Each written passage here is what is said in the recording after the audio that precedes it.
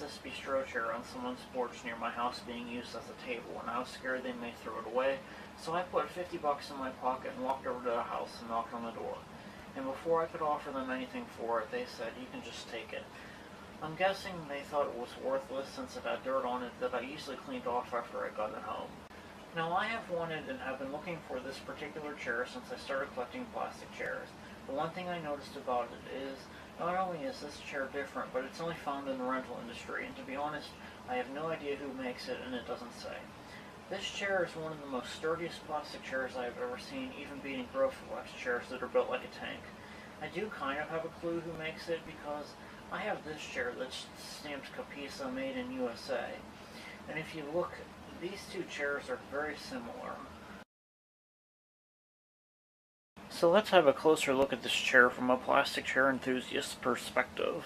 First thing you're going to notice about this chair is that it has no arms.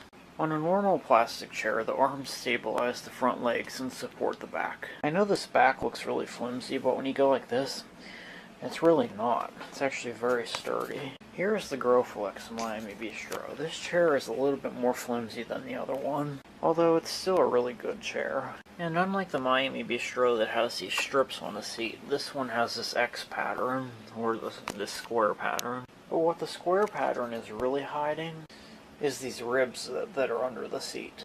What happens is, when they add these ribs to the chair, the plastic tends to shrink in areas where it's thicker. So on some chairs, you'll notice that it'll have an indent on the other side of the seat, on the other side where the ribs are. And down here, you can see some stampings. It looks like last time the mold for this chair was used was on 5/1993. So, what is that? January, February, March, April, May. So in May 1993, that was when this chair was made. If you look right there, that's a sign that this chair was in a stack that was very high, because that rib is actually bent from the weight of all the chairs being stacked on top of it. Yeah, I like that sticker down there. I'm guessing Pitt Rent-A-Center got a whole bunch of new chairs, and they may have sold these at one point to anyone that would buy them. And unlike plastic chairs that are sold in stores today, these chairs have no rubber feet because they're sturdy enough to begin with that they don't need them. So here's a comparison of the Grosfillex chair versus this one. This one's got a little bit more style to the legs than this one.